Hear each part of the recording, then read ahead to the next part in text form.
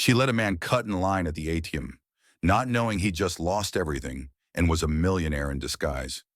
Please, I, I'm sorry, but could I go ahead? Just this once. It's urgent. The voice cracked through the sound of pounding rain and impatient sighs. Everyone turned. A man stood there, drenched to the bone. His hair was a wet, tangled mess. A suit clung to him, soaked and crumpled, stained with dirt. His shoes squelched with every step. There was something desperate in the way he held his arms close to his chest, as if trying to shield himself from more than just the rain. Nancy stood at the very front of the line, one person away from the ATM. Her blonde hair was damp at the ends, tucked behind her ears beneath a thin hood. The plastic grocery bag at her feet held a loaf of bread and a small carton of milk. Dinner for her and her 6-year-old son. Her umbrella, faded red with a broken spoke, shielded only half her frame from the downpour. Her coat was too light for weather like this, but it was all she had. Behind her, the line curved along the sidewalk, dozens deep. Some huffed loudly. "Unbelievable," someone muttered. "Go to the back like everyone else," a man barked. "Yeah, we've been standing here for 20 minutes," another woman added, arms crossed tightly, mascara running. The man didn't respond. He only looked at Nancy, not pleading, just waiting, as though her response might be the final straw. She looked into his face. Behind the wet hair, she saw eyes rimmed with fatigue. Not the kind from a bad day, but the kind that comes from too many bad months, maybe years. His lips trembled from the cold, but he didn't beg. He just stood soaked, humbled, shoulders heavy, as if he carried more than the weight of his own body. Nancy glanced toward the ATM, so close she could already hear the beep of the person ahead typing in their PIN.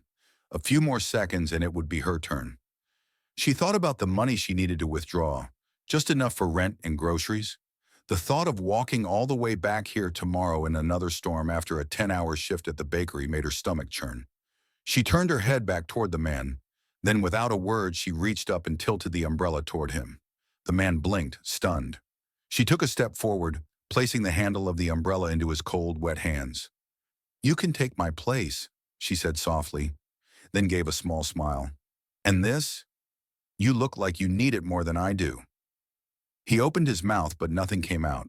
She stepped past him away from the awning of the ATM and walked to the very end of the line where the rain poured without mercy. The crowd murmured, a few people scoffing, others going silent. One woman shook her head in disbelief, but Nancy didn't look back. She stood in the open, hair plastered to her forehead, the cold seeping through her coat, soaking her socks and into her bones. Still, her eyes held no resentment, only quiet tiredness and a strange kind of peace. The man stood motionless for a beat longer, umbrella in hand. Rain no longer pounded his face, but he didn't move. He turned to look over his shoulder. There she was at the back of the line now, hugging herself against the rain. She did not meet his eyes. His throat worked as he swallowed hard, blinking against the sting in his eyes that wasn't from the weather. Then slowly he stepped up to the ATM. When his turn came, he withdrew a small amount of cash. He didn't count it. He just pocketed the bills, turned, and walked back out into the storm.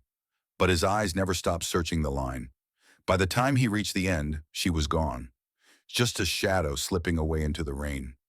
He looked down at the umbrella still in his hands. His knuckles whitened around the handle. He whispered more to himself than anyone else. "Thank you." The rain continued to fall, but for the first time in weeks, something inside him felt dry and warm. Not because of the umbrella, not because of the money, but because someone without asking, without knowing, had given him kindness without reason, and that, in his world, was rarer than gold. Nancy finally reached the front of the line, soaked and chilled to the bone. The rain had plastered her golden hair to her cheeks, and her hands shook as she inserted her card and punched in her PIN. Her feet achy, her back throbbed from standing at the bakery's oven all night. She kept thinking about the man in the suit and hoped, truly hoped, he had made it to wherever he was going in time. She finished her transaction quickly, grabbed her groceries and turned down Maple Street toward the nearest bus stop. But when she reached home, fumbling with the keys in the rain and pushing open the creaky apartment door, her breath caught. Her purse was there, slung over her shoulder. Her groceries were intact, but the wallet, the one she kept in her coat pocket, was gone. She dropped everything on the kitchen counter and searched the coat, then the bag, then the folds of her hoodie in desperation. It was nowhere. Nancy stood frozen for a moment. Then she slumped into the kitchen chair, rainwater dripping onto the cracked linoleum floor. The wallet had her ID, the bakery punch card, Lucy's drawing from last week, and the few $20 bills she had left after rent, and now it was gone. She could not go back. The buses had stopped running, and even if they had not, she had no more cash for a fare. The ATM was miles away. It was late, and her limbs felt like lead. Her eyes stung with frustration, not so much at the wallet, but at the weariness always waiting just behind her breath. Quietly, she stood up, tiptoed into the small bedroom where her son lay curled under a fleece blanket. His chest rose and fell softly, thumb resting near his cheek. Nancy brushed damp hair from his forehead and knelt beside him. "I'm sorry," she whispered. She peeled off her wet jacket, tossed it over the chair, and pulled an old sweater over her head. The heater rattled to life, weak and uneven. She filled a mug with water, warmed it in the microwave, and cradled it in both hands. Steam rose, and with it a little calm. She sat by the window and watched the rain streak down the glass. The city outside was quiet, glistening. She thought about the man, the way he had looked at her like he could not believe she was real. Maybe, just maybe, someone would find the wallet and turn it in. Or maybe it was just gone. She took a sip of hot water and curled her legs up on the chair, letting the warmth fill her chest. Outside, the world drowned in gray. Inside, a mother sat in the dim light, holding on to the last bit of hope like it was all she had left. The bell above the bakery door chimed softly, blending with the sweet aroma of cinnamon rolls and fresh coffee. Nancy, with her blonde hair tucked behind her ears, was carefully wiping the display glass. The morning rush had ended, leaving behind a peaceful calm. Sunlight streamed through the front windows, a welcome change from last week's relentless storms. She didn't notice him enter at first. He stepped in quietly, yet something about him made heads turn. Dressed in a charcoal coat over a crisp white shirt and polished shoes, he had a presence both composed and weary. His salt and pepper hair was neatly combed back, and although lines of exhaustion marked his face, he carried himself with a calm confidence. He paused just beyond the glass, watching Nancy work. "Excuse me, are you Nancy?" His voice was gentle, respectful. Nancy froze, cloth in hand. Slowly she turned toward him, eyebrows raised in surprise. "Yes, I am. How do you know my name?" He gave a small smile and stepped forward. "I believe I owe you something." Reaching into the inside pocket of his coat, he pulled out a small, worn leather wallet.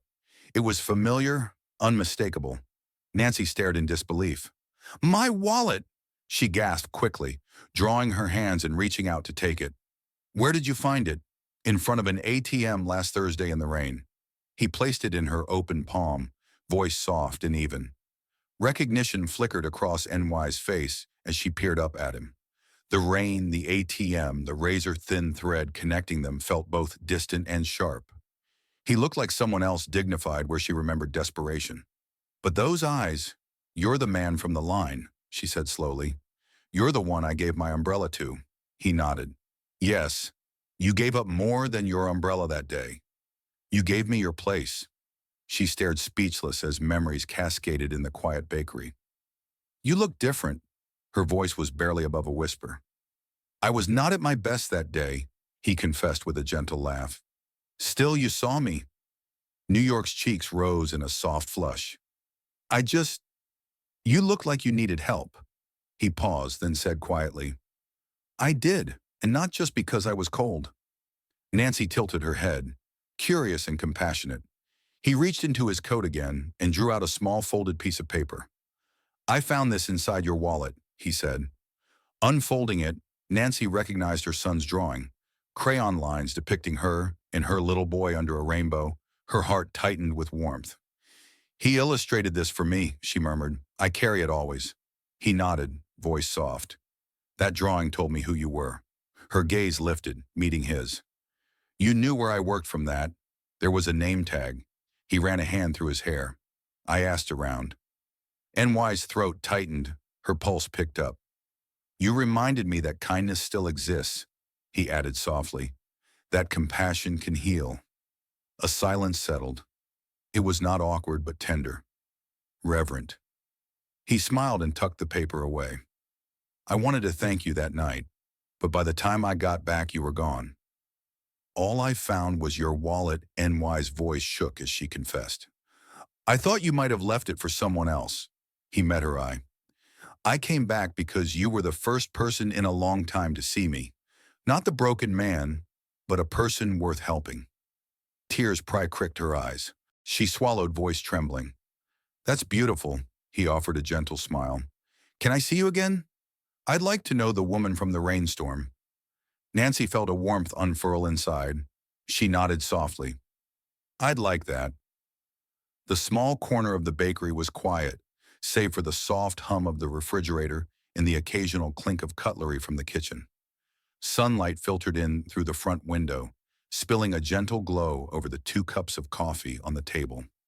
Nancy sat across from Edward, still unsure what to make of this man, who days ago had been a shadow under her old umbrella and now looked like someone from a magazine cover. But his eyes, they still held that same weight, that same quiet ache.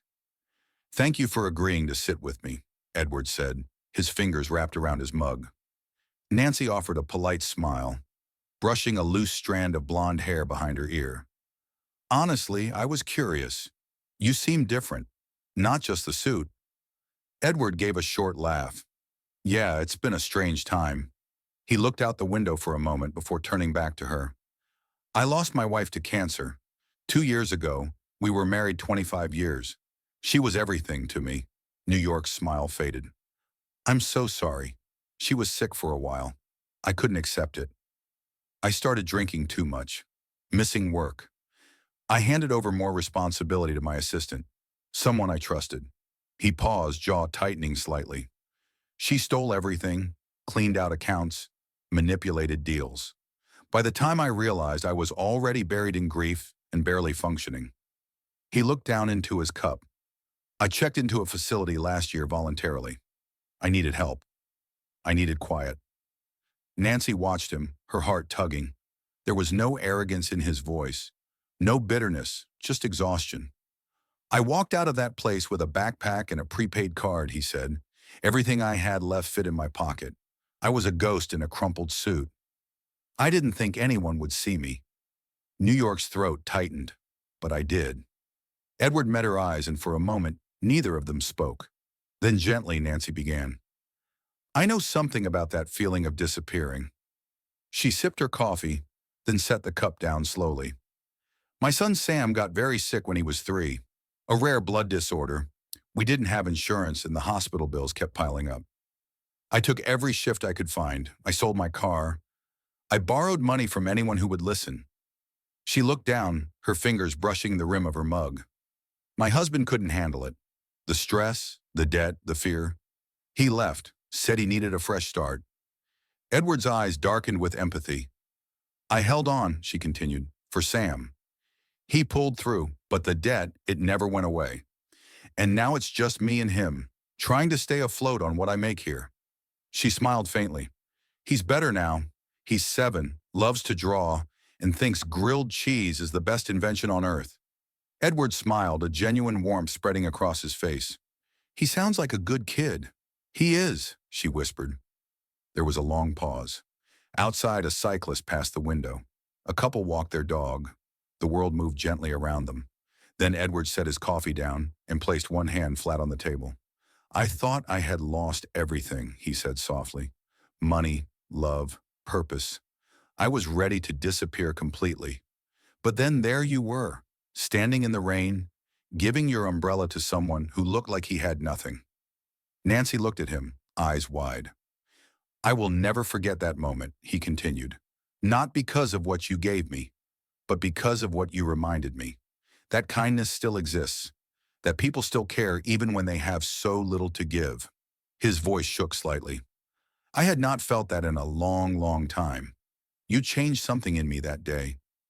Nancy blinked back tears. She had never imagined that one small act could ripple into someone's broken world so deeply. He smiled at her. So, I just wanted to know you, the woman who stood in the rain for a stranger. She smiled back this time from somewhere much deeper. I'm just someone trying to do the right thing, she said quietly. Edward looked at her, eyes soft. So am I, he whispered. And in that quiet corner of a humble bakery, two people, broken in different ways, began to see each other for who they truly were. The bakery had become something of a ritual. Each morning, Edward walked in just as Nancy was unlocking the front door. He brought fresh coffee from a place down the street, and sometimes small things. Flowers for the counter, a new towel set for the sink. He never announced his gifts. He just placed them quietly where they belonged. In the afternoons, he stayed late, helping her lift heavy flour sacks, restocking the shelves, wiping down trays. He never overstepped, never tried to impress. He was just there in the quiet where her burdens used to echo. They talked, but not always. Sometimes they just worked side by side, breathing in the warm scent of baked bread and cinnamon sugar, and slowly a sense of peace settled in, the kind that only comes from being seen, not saved. One late afternoon, while prepping for a weekend rush, Nancy reached for the sugar jar on the highest shelf. Edward was already reaching too. Their hands brushed, then overlapped. Nancy froze. So did Edward. The contact was brief but not forgettable. Their fingers touched. Warm, hesitant. They both pulled back quickly, a half-second of panic flitting across NY's face. She looked up and met his gaze. It was not passion. It was something softer, more terrifying. The vulnerability of two people afraid to hope again. She swallowed, managing a small laugh. I guess we both wanted sugar. He smiled, stepping back to let her take it. You first. They moved on, but something had shifted. The next day, the calm shattered. Nancy had just locked the register and was heading to the front door to flip the sign when she heard it. A loud bang, then another.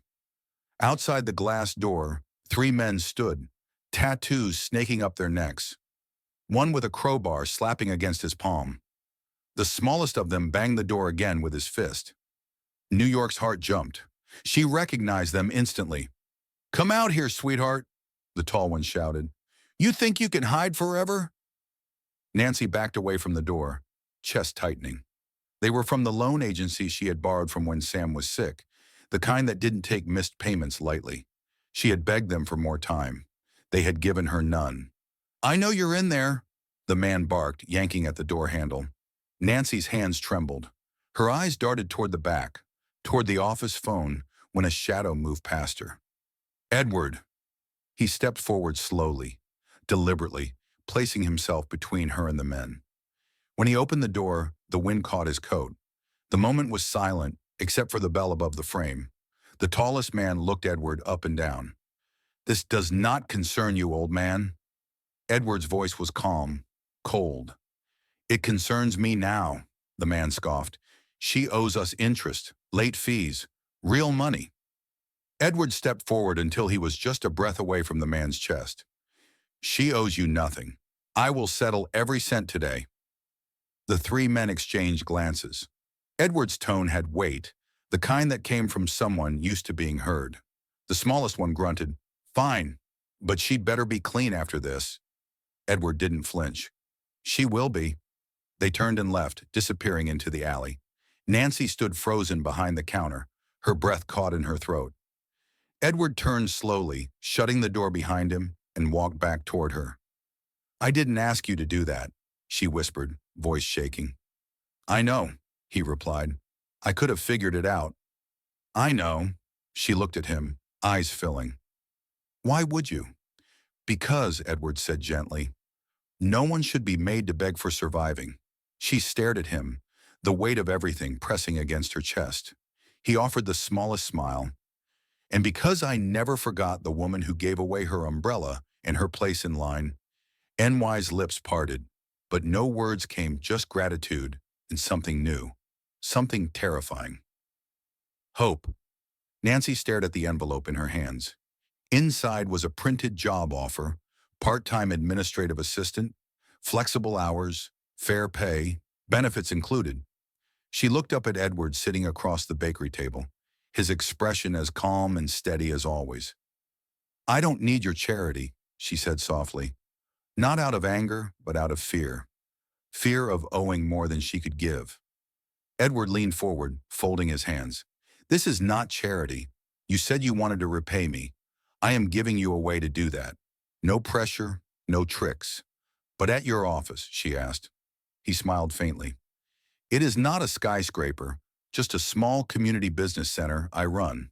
A few real estate properties, some local grants, small investments in things that matter.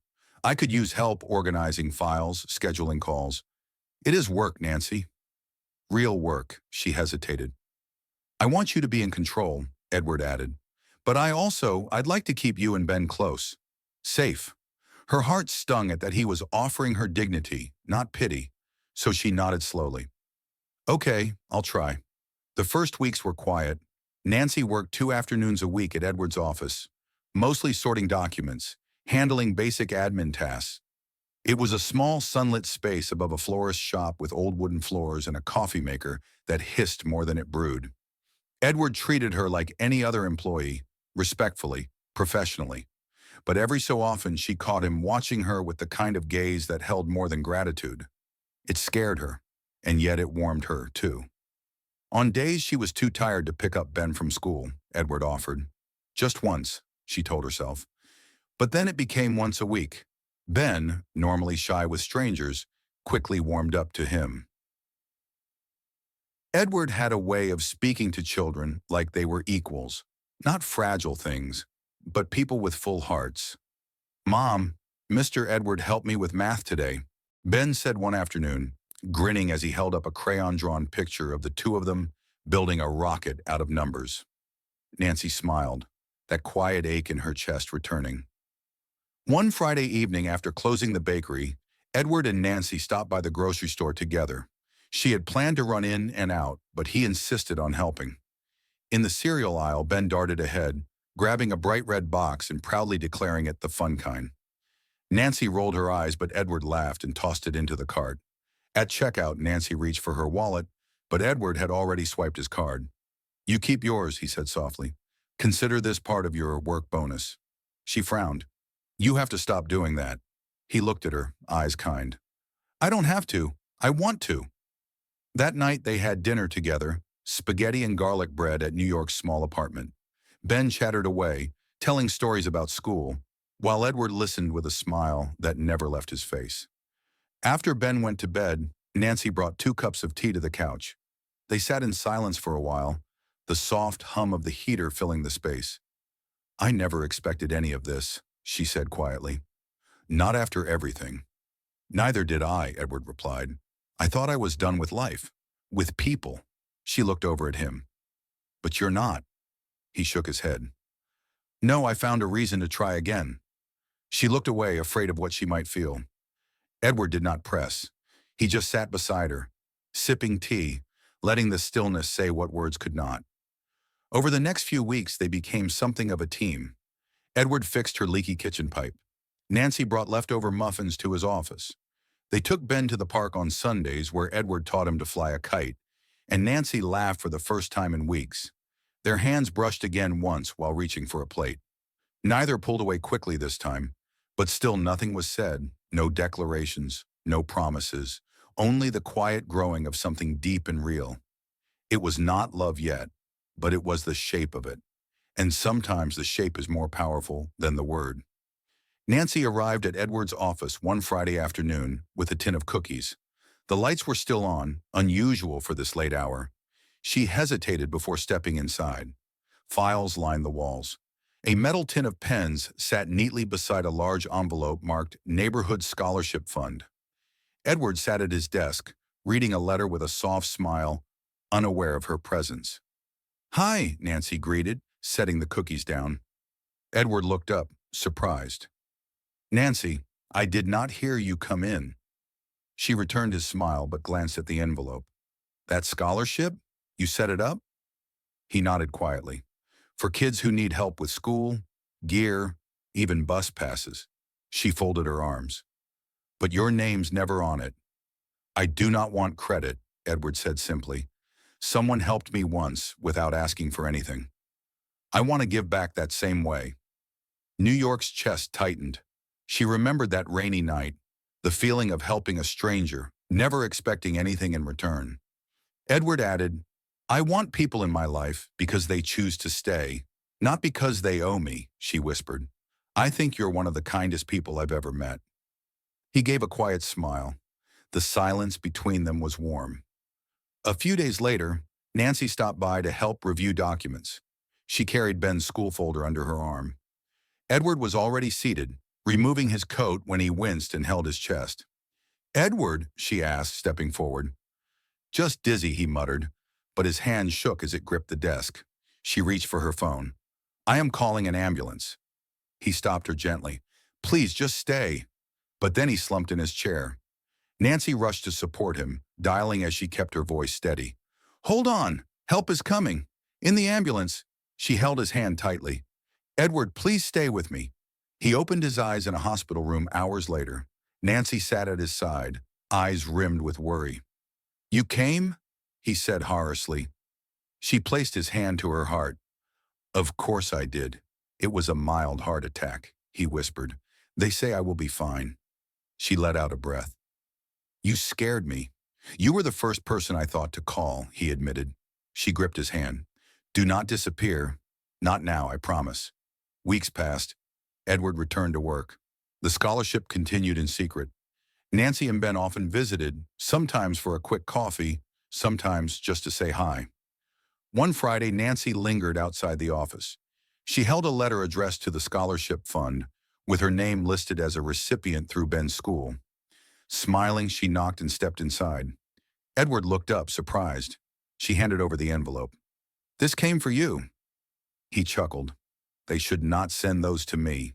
She reached across the desk, folding his hands around hers. You already are making a difference. His eyes met hers. Sincere. You really think so? She nodded. You do it every day. He exhaled, his voice soft. You saved me in the rain. But since then, you've helped me find myself again. Nancy's eyes glistened. You're already everything you're trying to be. He brought her hand to his lips, kissed her knuckles gently.